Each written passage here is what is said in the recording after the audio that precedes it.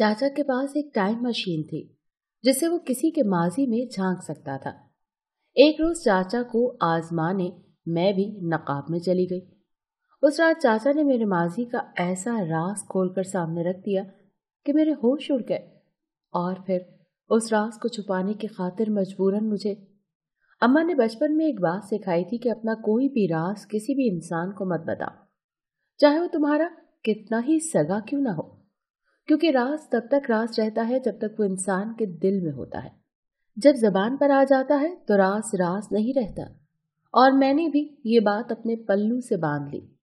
میں اپنے راز کسی کو بھی دینے کی روادار نہیں تھی، لیکن آج میں آپ لوگوں سے اپنا ایک ایسا راز شیئر کرنے جا رہی ہوں جسے سن کر آپ لوگ حیران رہ جائیں گے۔ میری زندگی میں جو بھی ہوتا ہے میں اسے خود تک رکھتی ہوں۔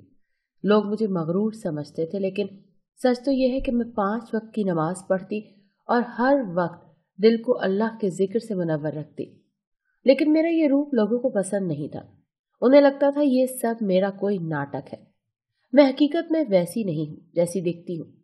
جانے کیوں ایک لڑکی جو گھر سے باہر اکیلی رہی ہو اور یونیورسٹی سے پڑھی ہو لوگ اسے اچھا نہیں سمجھتے۔ یہ سچ ہے، میں زندگی کے 4 سال ہاسٹل میں گزار چکی تھی۔ لوگ کہتے ہیں انسان گھر سے باہر رہ کر بدل جاتا ہے، اور یہ بالکل سچ ہے۔ میں اب پہلے جیسی بالکل نہیں رہی تھی۔ میں پہلے بہت شوق اور چنچل ہوا کرتی تھی، لیکن ہاسٹل کی زندگی نے مجھے مکمل طور پر بدل کر رکھ دیا۔ جب سے میں ہاسٹل سے لوٹی تھی میرے گھر والوں کو میری فکر کھائی جا رہی تھی، کیونکہ میں بیمار رہنے لگی تھی۔ میرا رنگ روپ اجڑ چکا تھا، میں اللہ کے زیادہ قریب ہو گئی تھی اور زیادہ تر وقت خاموش ہی رہتی تھی۔ امی کو فکر تھی کہ اگر میں ایسے ہی رہی تو میری شادی کیسے ہوگی۔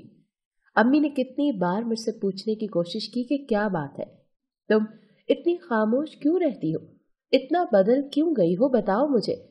لیکن میرے ہونٹوں پر پڑا قفل نہ ٹوٹا۔ میں بس خالی خالی نظروں سے انہیں دیکھتی رہتی۔ میرا سر اب ہر وقت دوپٹے سے ڈھکا رہتا۔ اب امی کو میری شادی کی فکر تھی اور وہ چاہتی تھی کہ جلد سے جلد میرے ہاتھ پیلے ہو جائیں۔ سچ بات تو یہ تھی کہ مجھے شادی میں کوئی دلچسپی نہیں رہی تھی۔ میرے دل میں کوئی جذبہ ہی نہیں ابھرتا تھا، لیکن امی کے آگے مجھے مجبور ہونا پڑا۔ ایسے ہی ایک دن لڑکے والے دیکھنے آئے، لڑکا بھی ساتھ آیا تھا۔ جانے اسے میرے دوپٹے سے لپٹے وجود اور سیاہ حلقوں والی آنکھوں میں ایسا کیا نظر آیا کہ اس نے کہا کہ اگر شادی کروں گا تو اسی لڑکی سے کروں گا، اور میری کہاں چلنی تھی۔ امی تو اتنے اچھے رشتے پر بہت خوش تھی، اور پھر رشتہ طے ہو گیا۔ لڑکے کے گھر والوں کو میں پسند نہیں آئی تھی۔ لڑکے کی بہنوں کو کوئی ماڈرن اور اسٹائلش لڑکی چاہیے تھی، جبکہ لڑکا بضد تھا کہ شادی کروں گا تو صنم سے ہی کروں گا، اور پھر شادی طے پا گئی۔ جیسے جیسے شادی کے دن قریب آ رہے تھے میرا دم گھٹتا جا رہا تھا۔ اماں مجھے ڈانٹتی کہ اپنا خیال رکھا کرو، ہونے والی دلہن کی طرح اپنی کیئر کرو، لیکن سچ تو یہ تھا کہ میری عبادتیں طویل ہوتی جا رہی تھیں، میرے سجدے لمبے ہوتے جا رہے تھے، میرے آنسوؤں میں شدت آتی جا رہی تھی، اور پھر وہ دن بھی آ گیا جس دن مجھے رخصت کر کے سسرال بھیج دیا گیا۔ میرا شوہر فاران اچھا انسان تھا، میرے دل میں کوئی جذبہ، کوئی رمق نہ تھی۔ میں اسپاٹ چہرہ لیے اپنے شوہر کا انتظار کر رہی تھی۔ لوگوں کے منہ سے سنا کہ میں دلہن بن کر اچھی لگ رہی تھی، البتہ اپنی نندوں کے چہروں پر میں نے بیزاری دیکھی تھی، اور مجھے اس سے فرق نہیں پڑتا تھا۔ 11 بجے میرا شوہر کمرے میں آیا اور سلام کرتا میرے سامنے بیٹھ گیا۔ اس نے نرمی سے میرا ہاتھ تھاما اور کہا کہ میں نہیں جانتا صنم کہ آپ کی زندگی میں ایسا کیا ہوا جو ہر وقت آپ کی آنکھیں آنسوؤں سے لبریز رہتی ہیں، لیکن میں چاہتا ہوں کہ آپ کو اتنی خوشیاں دوں کہ آپ سارے غم بھول جائیں۔ مجھے آپ کا وجود پہلی ہی نظر میں بہت مقدس لگا تھا، تبھی میں نے آپ سے شادی کی ضد کی، اور دیکھو اللہ کے کرم سے آج آپ میری بیوی ہیں۔ اس کی باتیں بہت خوبصورت تھیں، کوئی اور ہوتی تو ان باتوں پر پگھل جاتی، لیکن میں نے نرمی سے اپنا ہاتھ شوہر سے ہاتھ سے نکال لیا اور بیڈ سے نیچے اتر آئی۔ مجھے نماز پڑھنی ہے، دیر ہو رہی ہے، میں نے سادہ لہجے میں کہا۔ ہاں ہاں کیوں نہیں، آپ آرام سے نماز پڑھیں۔ اور پھر میں نے بھاری بھرکم لباس اتار دیا، عشاء کی نماز ادا کی اور خوب روئی کہ اللہ نے ایسے شخص سے نوازا تھا میں جس کے قابل نہیں تھی۔ میں روتی رہی اور وہ خاموشی سے مجھے دیکھتا رہا، اور پھر زہی چلنے لگی۔ میں بہت کم بولتی تھی، میرے سسرال والوں کو اس سے مسئلہ تھا۔ मेरा इबादत करना उन्हें बुरा लगता था, जबकि मेरा शौहर इसी वजह से मुझ पर फिदा था। वो मुझे खुश रखने की हर मुमकिन मदद करता। अब मैं उससे मानूस हो गई थी, लेकिन अभी तक हम में मियाँ बीवी वाला ताल्लुक استوار नहीं हुआ था, बल्कि वो मुझे बिल्कुल दोस्त की तरह रखता था। मुझे दुख होता था जब लोग मेरी इबादत को दिखावा कहते थे। फारहान अक्सर अपने घर वालों के साथ मेरी वजह से उलझ पड़ता था। मैं जैसी बीवी चाहता था अल्लाह ने मुझे वैसी ही अता की है, और आप लोग खुदा का वास्ता है सनम को तंग करना छोड़ दें। अक्सर वो अपने घर वालों से कह रहा होता था, और मैं रोने लगती थी कि जब उसे मेरे राज का पता चलेगा तो क्या होगा। लेकिन मैंने उस राज को अपने तक रखा। मैं कभी भी उसे नहीं बताने वाली थी। जाने ये सब कब तक चलता रहता, जब अचानक जिंदगी में एक अजीब मोड़ आया। मेरे शौहर का एक जानने वाला चचा था। उसके बारे में आजकल खबरें गर्दिश कर रही थी कि उसके पास एक टाइम मशीन जैसा कुछ है, जिससे वो इंसान के माजी के सारे राज खोल सकता है। ये बात मज़ाहिका खेज थी। ये सुनकर मेरे लबों पर मुस्कान उभरी। भला ऐसा भी होता है क्या? अब मैं फारहान से मुस्कुराकर बात कर लेती थी। मैंने उसे शौहर न सही लेकिन दोस्त मान लिया था। अब हम किसी न किसी मौजू पर हल्की फुल्की गुफ्तगू कर लिया करते थे। मेरे शौहर ने कभी मुझसे माजी के बारे में नहीं पूछा था। एक दिन मेरे सभी ससुराल वाले इकट्ठे होकर चचा के घर चले गए, और जब वापस आए तो सब हैरान रह गए। चचा की तारीफ की जा रही थी, क्योंकि उन्होंने वाकई सबकी जिंदगी के माजी का एक ऐसा राज खोला था जो किसी को नहीं मालूम था। अब मेरी नंदे मेरे पीछे पड़ चुकी थी कि भाभी आप भी चले और जाकर चचा की टाइम मशीन को इस्तेमाल करें। मैं जानती थी ये सब बकवास है, ऐसा कुछ भी नहीं होता, लेकिन फिर भी मैं अपना राज अफशा होने से डरती थी। मेरे इनकार करने पर मेरी एक नंद बोली कि जरूर माजी में कोई ऐसी हरकत की होगी जो आप सबको बताते हुए शर्म आ रही है। उसकी इस बात ने मेरे दिल को जख्मी कर दिया। मेरे शौहर ने आगे बढ़कर बात संभाली और कहा कि मैं ले जाऊंगा सनम को, तुम लोग अपने काम से काम रखो। मैं नहीं जाना चाहती थी, लेकिन खुद को साबित भी करना था। चुनांचे मैं चाहते हुए भी शौहर के साथ चली गई। मेरा अल्लाह पर पूरा भरोसा था कि अल्लाह किसी के राज अफशा नहीं करता, वो भी तब जब इंसान माफी मांग चुका हो। जब हम चचा के घर पहुंचे तो उनका पूरा घर लोगों से भरा हुआ था। अल्लाह जाने ये क्या चल रहा था। मेरा दिल तेजी से धड़क रहा था, और फिर मेरी बारी आ गई। मैं अब सोच ही रही थी कि अकेली जाऊं या शौहर को साथ लेकर। शौहर ने कहा कि तुम अकेली जा सकती हो और घबराना नहीं, ये बस एक फन जैसा है। मैं चाहता हूं तुम्हारा जहन भटके ना। लेकिन मैं नहीं जानती थी कि मैंने वहां आकर अपनी जिंदगी की दूसरी बड़ी गलती की थी। मैं छोटे छोटे कदम उठाती हुई कमरे में चली गई। कमरा खुला और बड़ा था।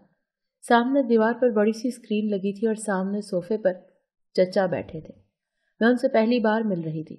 अरे सनम, आओ आओ, मैं तुम्हारा ही इंतजार कर रहा था। चचा के लहजे में कुछ अजीब था। मुझे लगा शौहर ने बता दिया होगा। मैं एक जानिब सोफे पर बैठ गई। चचा के सामने मेज पर एक छोटा सा डब्बा रखा था, जिसमें एक सुराख था। मैं खामोशी से बैठी थी, समझ नहीं आ रहा था क्या बोलूं। तभी चचा ने कहा कि तुम्हारी जिंदगी का कोई ऐसा राज है जिसे सिर्फ तुम जानती हो और कोई नहीं। उनकी बात पर मेरा सांस अटक गया।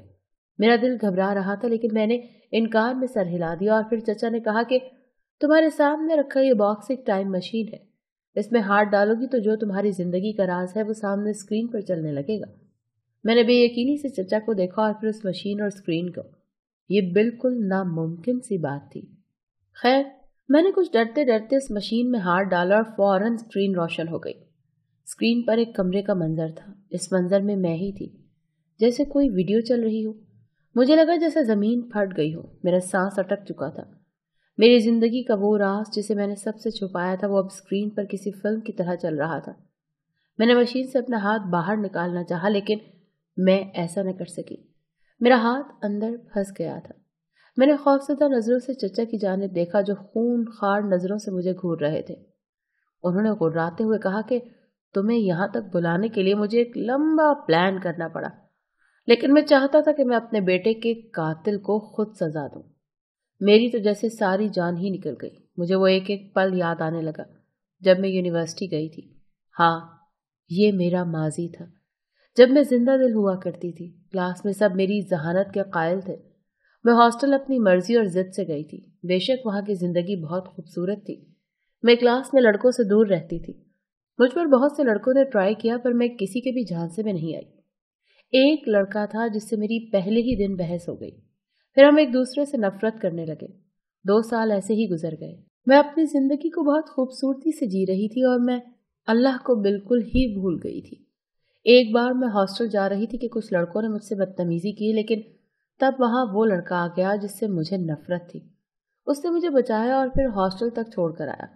इस वाक़े के बाद हम दोनों दोस्त बन गए, बहुत अच्छे दोस्त, हमेशा एक दूसरे की मदद करने वाले। अब मैं उस पर अंधा भरोसा करने लगी थी और सच बताऊं तो मुझे उससे मोहब्बत हो रही थी। जब तीसरे साल में थी तो हमारे पेपर्स हो रहे थे। सारे क्लास फेलो उसी लड़के के घर ग्रुप स्टडी के लिए इकट्ठे हो रहे थे।